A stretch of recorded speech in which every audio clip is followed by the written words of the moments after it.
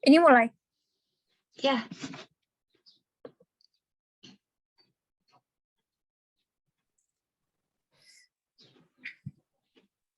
Assalamualaikum warahmatullahi wabarakatuh. Baiklah, kami dari kelompok 8 akan mempresentasikan materi tentang manusia dan tanggung jawab yang beranggotakan saya Elzina Fitarahni, Aisyah Ramadhani, Shobrina Syifa Aulia, dengan dosen pengampu Bapak Devi Kurnia Alamsyah. Baiklah, materi pertama akan disampaikan ulang. Nanti dipotong-potong aja.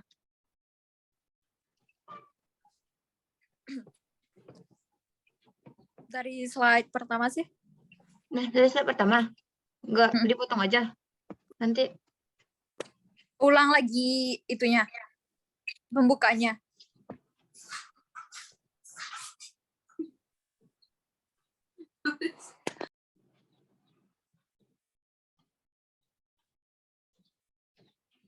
udah kan?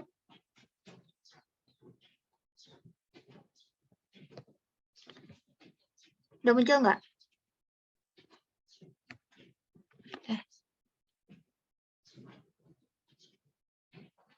Jadi, udah muncul yang pertama sih. Udah, Chef. Oh, ini perkenalan aja dulu, nggak usah disebutkan materinya tentang apa, berarti di slide selanjutnya baru disebutkan materinya. Gitu. Bagusnya kita sebutkan gimana? aja nama bagusnya gimana? Kelompok disebutkan aja kelompoknya sekian, terus beranggotakan sekian dengan dosen pengampu sekian, terus pas di slide selanjutnya baru dibacakan materinya tentang manusia dan tanggung jawab. Terus baru masuk di slide yang ini nih, baru itu langsung pakai si Aisyah. Di apa? Oh, berarti ini nggak perlu atau dibacakan dulu? Bacain aja dulu, Nak. Oke. Mulai lagi. Ready?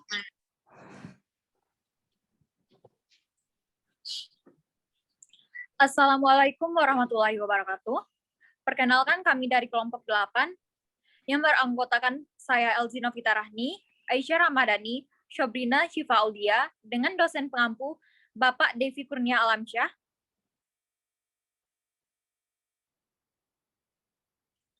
Pada kesempatan kali ini, kita akan menyampaikan materi tentang manusia dan tanggung jawab, mata kuliah ilmu budaya dasar.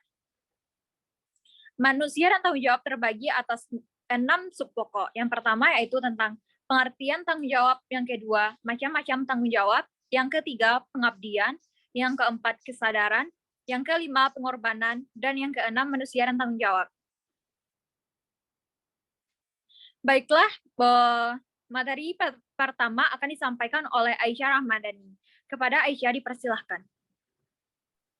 Baik, terima kasih moderator. Saya Aisyah Ramadhani, dan saya akan membacakan materi pertama, yaitu pengertian dan macam-macam tanggung jawab. Yang pertama, pengertian tanggung jawab. Tanggung jawab adalah karakter yang penting dimiliki setiap individu, dan tanggung jawab adalah sebuah kesadaran yang ada dalam diri manusia atas segala tingkah laku, perbuatan, perkataan yang dilakukan dengan sengaja atau tidak disengaja sama sekali. Dengan itu, kewajiban juga berarti perbuatan yang dengan penuh kesadarannya konsekuensi itu diterima oleh individu tersebut. sebagai seorang mahasiswa, tentu kita bertanggung jawab untuk belajar dengan sungguh-sungguh, dan memenuhi kewajiban belajar kita dengan baik. Sebaiknya jika kita tidak belajar dengan sungguh-sungguh, kita akan menerima konsekuensi atas perbuatan kita tersebut. Dan bagaimana kegiatan belajar kita begitulah kadar tanggung jawab yang kita lakukan. Kemudian pada hakikatnya, manusia merupakan makhluk yang bertanggung jawab. Besar tuntunan untuk bertanggung jawab dalam setiap individu karena kita berperan dalam konteks sosial, individual, dan teologis. Dalam konteks sosial, manusia tidak dapat hidup dengan sendiri, dengan nilai-nilainya dan dengan seleranya sendiri, karena manusia merupakan makhluk sosial. Nilai-nilai yang diperankan manusia dalam hubungan sosial harus dipertanggungjawabkan sehingga tidak menimbulkan konsekuensi terhadap nilai bersama yang dipercaya. Kemudian tanggung jawab manusia dalam konteks pergaulan. Manusia adalah dalam konteks pergaulan, tanggung jawab manusia adalah keberanian. Dalam hal ini, orang yang bertanggung jawab adalah orang yang berani menanggung resiko atas segala hal yang menjadi tanggung jawabnya. Dengan rasa tanggung jawabnya lah orang tersebut rela mengorbankan dirinya demi kepentingan orang lain. Kemudian, tanggung jawab dalam konteks teologis, manusia adalah makhluk individual yang harus bertanggung jawab kepada keseimbangan jasmani dan rohaninya, sebagaimana seharusnya manusia bertanggung jawab terhadap Tuhannya. Tanggung jawab terhadap diri sendiri itu timbul karena manusia memiliki nilai-nilai yang dipercaya dan dianut oleh dirinya. Demikian pula tanggung jawab terhadap Tuhannya timbul karena nilai agama yang dipercaya dan dijadikan sebagai keyakinannya. Tanggung jawab dalam konteks kewajiban. Kewajiban adalah suatu hal yang dibebankan kepada setiap individu. Karena itu, kewajiban erat kaitannya dengan tanggung jawab. Kewajiban merupakan bandingan terhadap hak yang diterima individu, meskipun terkadang tidak selalu mengacu kepada hak juga. Pembagian kewajiban itu tergantung dengan keadaan hidup masing-masing. Kewajiban dibagi menjadi dua, yaitu kewajiban terbatas dan kemudian kewajiban tak terbatas. Yang pertama, kewajiban terbatas adalah tanggung jawab seorang individu yang diberlakukan kepada seorang yang berada di bawah hukum yang sama tanpa membeda-bedakan status, kekayaan, dan lain-lainnya seseorang tersebut. Contohnya adalah kewajiban membayar pajak yang merupakan diatur dalam undang-undang sehingga kita semua sebagai warga negara Indonesia harus membayar pajak. Kemudian yang kedua adalah kewajiban tidak terbatas yang diberlakukan kepada semua individu tanpa terkecuali. Kewajiban ini berasal dari dorongan hati nurani masing-masing. Contohnya adalah rasa kemanusiaan, kebajikan, kebaikan, dan lain-lain. Baik, selanjutnya, macam-macam tanggung jawab. Macam-macam tanggung jawab terdapat 5 subbagian. Yang pertama adalah tanggung jawab terhadap diri sendiri, kemudian tanggung jawab terhadap keluarga, kemudian tanggung jawab terhadap masyarakat, dan tanggung jawab terhadap bangsa dan negara, dan yang terakhir tanggung jawab kepada Tuhan. Yang pertama adalah tanggung jawab manusia sebagai seorang pribadi, yaitu manusia memiliki pendapatnya sendiri. Dalam hal ini, tentu manusia tidak luput dari kesalahan dan kekeliruan yang disengaja ataupun tidak. Oleh karena itu, manusia harus mempertanggungjawabkan dirinya sendiri. Contohnya, di saat Radi membaca buku sambil berjalan, dia tidak waspada dan terperosok kepada sebuah lubang, padahal sesekali memperhatikan jalan, tetapi ia tetap lengah dan terjatuh. Hal itu menyebabkan kakinya terkilir dan ia harus beristirahat selama beberapa hari. Konsekuensi Radi untuk tinggal di rumah selama beberapa hari adalah karena perbuatan lalainya itu tadi. Kemudian selanjutnya, B. Tanggung jawab terhadap keluarga. Keluarga adalah tatanan masyarakat yang paling kecil, yang terdiri dari ayah, ibu, dan anak-anak. Setiap anggota keluarga wajib untuk mempertanggungjawabkan nama baik keluarganya, dan di samping itu juga harus bertanggung jawab untuk kesejahteraan, pendidikan, kehidupan, keselamatan anggota keluarganya. Contoh tanggung jawab untuk keluarga adalah misalnya ketika seorang suami melakukan penyelewengan dengan orang lain, dan karena hal itu sebaliknya sang istri tidak menghargai suaminya. Hal tersebut adalah bentuk ketidakbertanggungjawaban antara suami dan istri. Hal ini merupakan suatu contoh buruk dalam pelaksanaan tanggung jawab terhadap keluarga. Selanjutnya adalah C, tanggung jawab terhadap masyarakat. Sebagai anggota masyarakat, manusia harus bertanggung jawab dalam berpikir, bertingkah laku, bertindak, dan berbicara sebagaimana manusia terikat dengan masyarakat. Contohnya, seorang pencuri dihakimi oleh masyarakat. Sang pencuri itu melakukan tindakan yang melawan moral dalam nilai masyarakatnya, sehingga dia dihakimi oleh anggota masyarakatnya karena melakukan kesalahan tersebut.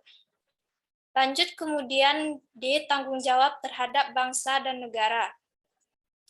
Setiap manusia merupakan warga dari suatu negara. Sebuah kewajiban bagi seorang warga negara untuk bertanggung jawab terhadap tanah airnya. Bela negara dan mengharumkan nama bangsa adalah bentuk tanggung jawab kepada negara. Contoh orang yang bertanggung jawab terhadap bangsa dan negara ini adalah atlet-atlet Indonesia yang berhasil membawa nama Indonesia di pertandingan internasional. Kemudian yang terakhir adalah E, tanggung jawab terhadap Tuhan. Kita sebagai manusia tidak tercipta secara sendirinya. Manusia ada karena kuasa Tuhan yang menjadikannya ada. Untuk mempertanggungjawabkan dirinya kepada Tuhan, maka manusia harus mengembangkan dirinya dengan sarana pikiran, perasaan, seluruh anggota tubuhnya, dan alam sekitar. Kita manusia tempatnya berbuat salah, dan semua itu akan dipertanggungjawabkan di akhirat kelak. Contohnya, manusia tekun beribadah dan berbuat kebajikan karena sadar segala suatu tindakannya itu akan dipertanggungjawabkan pada hari penghakiman nanti. Baik, itu materi dari saya. Kembali kepada moderator. Baiklah, terima kasih kepada Aisyah Ramadhani. Topik ketiga dan keempat akan disampaikan oleh Shobrina Siva. Kepada Shobrina Siva, dipersilahkan. Oke, terima kasih kepada moderator. Langsung saja kita beralih ke materi ketiga, yaitu pengabdian. Dari pengertian, pengabdian adalah perbuatan baik yang berupa pikiran, pendapat, ataupun tenaga sebagai perwujudan kesetiaan. Timbulnya pengabdian itu hakikatnya ada rasa tanggung jawab. Macam-macam pengabdian. Macam-macam pengabdian ada 4, pengabdian kepada keluarga, kepada masyarakat, kepada negara, dan terakhir kepada Tuhan. Pengabdian kepada keluarga. Pada hakikatnya, manusia hidup keluarga. Dalam keluarga tentu ada rasa cinta dan kasih sayang. Dan kasih sayang inilah yang mengandung pengertian pengabdian dan pengorbanan. Kasih sayang tanpa pengorbanan atau pengabdian sama saja kasih sayang yang palsu. Saja kita lihat contohnya, dapat kita lihat dari kisah Siti Nurbaya. Demi pengabdian kepada ayahnya, Siti Nurbaya mau dikawinkan kepada Datuk Maranggi karena ayahnya tidak mampu membayar hutang pada saat itu. Padahal ia telah mengikat janji dengan Syamsul Bahri, yaitu kekasihnya sendiri. Lalu kedua, pengabdian kepada masyarakat. Manusia adalah anggota masyarakat. Ia tak dapat hidup tanpa orang lain, karena tiap-tiap orang saling membutuhkan. Bila seseorang yang hidup di masyarakat tidak mau memasyarakatkan diri dan memilih untuk mengasingkan diri, maka dia akan menerima kesulitan dan akan ditertawakan. Dan apabila dia menerima kesulitan, maka dia akan ditertawakan oleh masyarakat, dan cepat atau lambat ia akan menyadari dan menyerahkan diri kepada masyarakat atau lingkungannya. Oleh karena itu, demi masyarakat, anggota masyarakat harus mau mengabdikan diri kepada masyarakat. Bisa kita lihat dalam film Tigor. Tigor ingin pulang setelah studinya selesai karena ingin membangun daerahnya. Hal ini tampak pada dialog Jayakupruk dengan Tigor sebagai berikut. Jayakupruk berkata, "Kau boleh kawin dengan anakku, tetapi Minah jangan dibawa pergi dari kampung ini." Lalu Tigor membalas, "Tidak, Pak. Saya telah berjanji kepada orang tua saya bahwa bila selesai studi saya harus pulang karena saya ingin membangun daerahku." Dalam dialog itu, terlihat bahwa Tigor telah berjanji akan membangun daerahnya. Itu bukti bahwa Tigor memiliki rasa tanggung jawab kepada daerahnya karena ia ingin membangun daerahnya. Selanjutnya, pengabdian kepada negara. Manusia pada hakikatnya selain makhluk bermasyarakat, juga bagian dari bangsa atau negara. Karena itu, seorang warga negara wajib mencintai bangsa dan negaranya. Tidak ada arti cinta tanpa pengabdian. Banyak contoh pengabdian kepada bangsa dan dalam kehidupan. Contoh yang kita ambil di sini adalah kisah Kawista dan teman-teman dalam roman sejarah Tambera, karya Utuy Tatang Sentani. Di cerita ini dikisahkan bahwa Kawista dan kawan-kawannya berusaha untuk mengusir Belanda yang merugikan bangsanya karena terikat perjanjian yang merugikan rakyatnya. Pada akhirnya, karena peralatan Belanda yang sangat canggih dibandingkan yang dimiliki Kawista dan teman-temannya, mereka pun berakhir mengenaskan dan dengan tertangkap dan dibuang ke sebuah pulau. Terakhir, pengabdian kepada Tuhan. Manusia tidak ada dengan sendirinya, tetapi merupakan makhluk ciptaan Tuhan. Sebagai ciptaan Tuhan, manusia wajib mengabdi kepada Tuhan.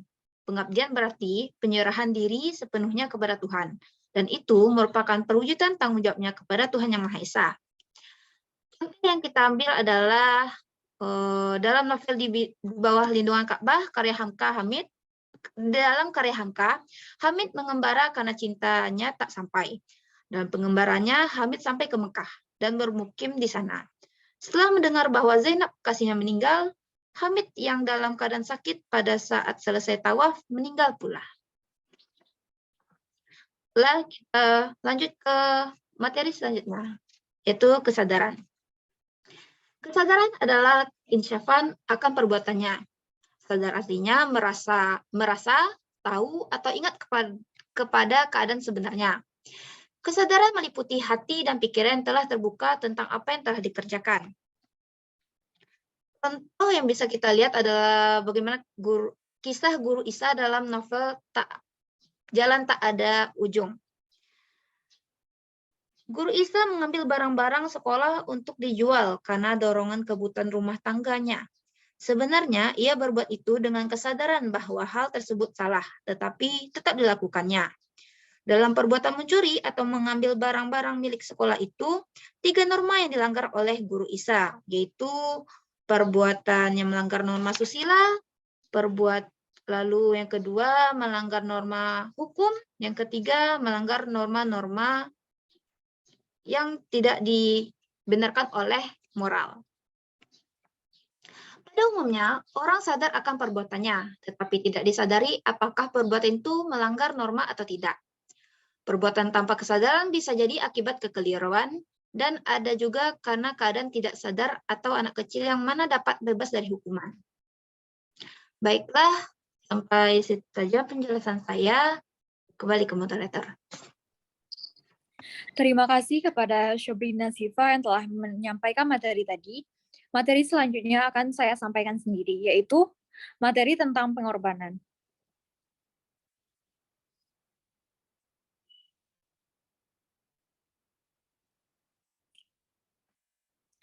Pengorbanan berasal dari kata korban, artinya memberikan secara ikhlas harta, benda, waktu, tenaga, pikiran, bahkan mungkin nyawa, demi cintanya atau ikatannya dengan sesuatu, atau demi kesetiaan dan kebenaran. Contohnya yaitu yang pertama, Adi yang bekerja keras demi keluarganya. Adi bekerja keras tanpa memperhitungkan lelah, karena apabila tidak demikian, kebutuhan rumah tangganya tidak akan tercukupi. Itu semua demi cintanya kepada keluarga. Yang kedua, Adi yang mengumpulkan pemuda dan mengajak berpikir untuk desa. Adi mengumpulkan para pemuda di kampungnya untuk diajak memikirkan bagaimana memajukan kampungnya. Usaha itu dilakukannya tanpa mengenal lelah ataupun putus asa, karena Adi merasa terikat dengan kampung itu, maka ia mengorbankan tenaga, pikiran, dan waktunya untuk kemajuan kampung. Yang ketiga yaitu Biarawati Maria meninggalkan keduniawiannya demi mengabdi kepada agama dan Tuhannya. Meninggalkan keduniawian di sini berarti berkorban demi cintanya kepada agama dan Tuhannya. Macam-macam pengorbanan. Yang pertama yaitu pengorbanan kepada keluarga. Pada hakikatnya, manusia hidup berkeluarga. Dasar hidup berkeluarga ialah kasih sayang. Sayang memerlukan pengorbanan. Tanpa pengorbanan, tidak ada kasih sayang atau tidak adanya cinta. Yang kedua, pengorbanan kepada masyarakat. Manusia adalah makhluk sosial, karena manusia tidak dapat hidup sendiri dan saling membutuhkan. Sebagai makhluk sosial, manusia merasa terikat dengan masyarakatnya. Karena itu, demi pengabdiannya kepada masyarakat, ia tidak bebas dari pengorbanan. Yang ketiga yaitu pengorbanan kepada bangsa dan negara. Semua orang pasti menjadi anggota atau warga dari suatu negara dan mempunyai kewajiban, antara lain yaitu membela negaranya. Pembelaan itu ialah disebut pengorbanan. Demi negara, tiap orang tidak sayang kehilangan harta benda, bagian badan, bahkan nyawa pun dipertaruhkan dengan ikhlas. Kapan saja dan di mana saja berada, mereka berkewajiban membela negara. Yang keempat, pengorbanan karena kebenaran. Ada peribahasa, berani karena benar, takut karena salah. Demi kebenaran, orang tidak takut menghadapi apapun. Perang kemerdekaan itu pada hakikatnya adalah perang untuk membela kebenaran. Menurut kodratnya, manusia mempunyai hak hidup dan hak kemerdekaan hidup. Oleh karena itu, penjajah di atas bumi bertentangan dengan kodrat alam. Dalam membela kebenaran ini, biasanya banyak korban yang berjatuhan. Yang kelima, pengorbanan kepada agama. Artinya, berkorban demi cintanya kepada Allah. Karena itu, wajiblah manusia berkorban demi cintanya kepada agama dan juga kepada penciptanya. Agama pada hakikatnya adalah kebenaran. Karena itu, dalam berkorban demi agama atau kebenaran, manusia tidak sayang kehilangan harta, tenaga, waktu, dan bahkan nyawa pun rela dikorbankannya. Materi yang keenam yaitu manusia dan tanggung jawab.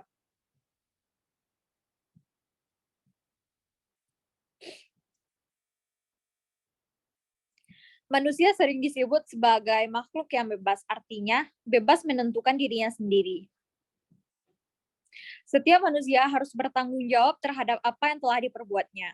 Setiap manusia harus berani menanggung risiko dari apa yang telah dilakukannya. sesuai dengan kedudukannya sebagai makhluk individu, makhluk sosial.